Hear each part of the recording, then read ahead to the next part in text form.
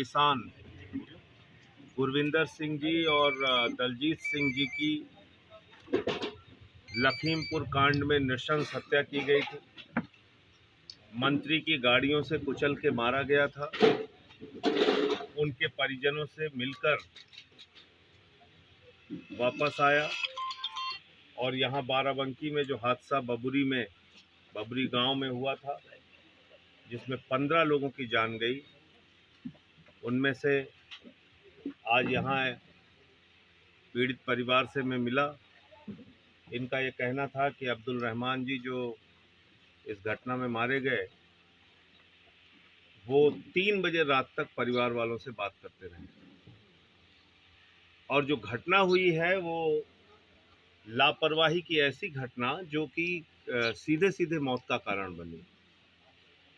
सीधे डायरेक्शन से जिस दिशा में बस को चलना चाहिए, बस उसी दिशा में चल रही थी। डबल डेकर बस थी और ट्रक उल्टी दिशा में आ रही थी। तो मेरा ये सवाल है कि उल्टी दिशा में गाड़ी चलाने की इजाजत कैसे मिल रही है? क्या उनको रोकने वाला कोई नहीं है? ट्रैफिक को देखने वाला कोई नहीं है? पूरे रास्ते भर आप चले जाइए, रास्ते में आपको सड़कों पे जानवर मिलते हैं। अगर आपको जरा सी भी नींद झपक जाए, कुछ आपको झपकी लग जाए, नींद आ जाए, आपका एक्सीडेंट होना तय है। और आए दिन हादसे हो रहे हैं हाईवेज के ऊपर। ये छोटी घटना नहीं है। जो मुआवजा सरकार की ओर से दिया गया है वो बहुत अपर्याप्त है। इतने बड़े हादसे में मुख्यमंत्री जी को तत्परता दिखानी चाहिए। 20-20 लाख रुपए का मुआवजा सभी परिवारों को दिया जाए और घायलों के पूरे इलाज की व्यवस्था की जाए, इलाज का इंतजाम किया जाए।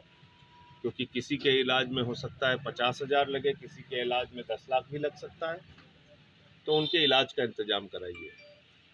और हाईवेज पर सुरक्षा पुख्ता होनी चाहिए। रॉन्ग डायरेक्शन में अगर गाड़ियां चलेंगी तब तो कितना बड़ा हादसा हो सकता है, तो कल्पना ही नहीं करता। गिद्धों की राजनीति करना छोड़ दो। अच्छा, मान लीजिए विपक्ष तो गिद्धों की राजनीति कर रहा है और जो देश के प्रधान सेवक यहाँ महोत्सव मनाने आए थे लखीमपुर में, वो क्या है? ब्राजील का फुटबॉलर, अर्जेंटीना का फुटबॉलर, उसके साथ कोई घटना हो जाए तो हमारे प्रधानमंत्री जी संवेदना के लिए ट्वीट कर देते हैं।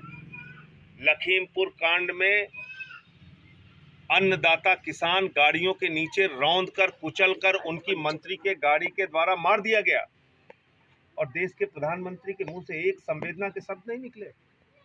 लखनऊ में महोत्सव मनाने के लिए आ सकते हैं, लखीमपुर नहीं जा सकते। चलिए, विपक्ष के लोग बड़े नाकारा हैं।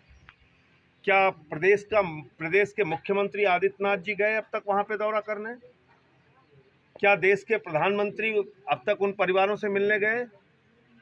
क्या उन्होंने संवेदना के एक शब्द कुछ बोले? तो ये सत्ता के ऐसे नशे में मदहोश लोग हैं जिनको 22 में उत्तर प्रदेश की जनता सबक सिखाएगी और देश का अन्नदाता सबक सिखाएगा। बस मैं ये कहना चाह रहा हूं कि आज संवेदनहीनता मर चुकी है इनके नेताओं में, इनके सरकार में। खुलेआम मंत्री घूम रहा है, खुलेआम उसका बेटा घूम रहा है। आप बताइए, सीमा सुरक्षा बल की जिम्मेदारी देश के गृह राज्य मंत्री पर, और पता ये चल रहा है कि बेटा नेपाल फरार हो गया। तो उसको तो वैसे भी इस्तीफा ले लेना चाहिए। एक अपराधी 302 का जो मंत्री का बेटा है, जिसके जिम्मे देश के सीमा की सुरक्षा की जिम्मेदारी है, उसने अपने बेटे को नेपाल भगा दिया, ऐसी खबरें आ रही हैं। तो उसका तो वैसे ही इस्तीफा ले लेना चाहिए। जिसके जिम्मे सीमा की सुरक्षा की जिम्मेदारी है, वो अपने बेटे की रक्षा में लगा हुआ है, सीमा की सुरक्षा नहीं कर रहा है। इसे लेके कई राज्यों को सफर करती थी, तो ऐसे में क्या लगता है कि जो लापरवाही है परिवहन विभाग की?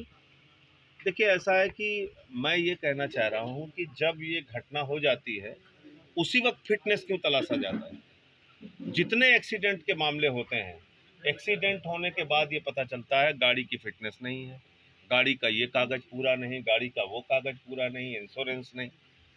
ये बाद में क्यों पता चलता है? और पता चलता है तो तात्कालिक रूप से 1-2 मामलों में कार्रवाई हो जाती है, बाद में ख़त्म। जब तक व्यवस्था ठीक नहीं होगी, जब तक सिस्टम ठीक नहीं होगा, जब तक हमारी सरकार को दूसरे कामों को छोड़ के जब तक लोगों की जान की चिंता नहीं होगी, तब तक ये सिस्टम ठीक से नहीं आगे बढ़ सकता है। पूरी सरकार तो किसान को कैसे रौंदा जाए उस काम में लगी हुई है।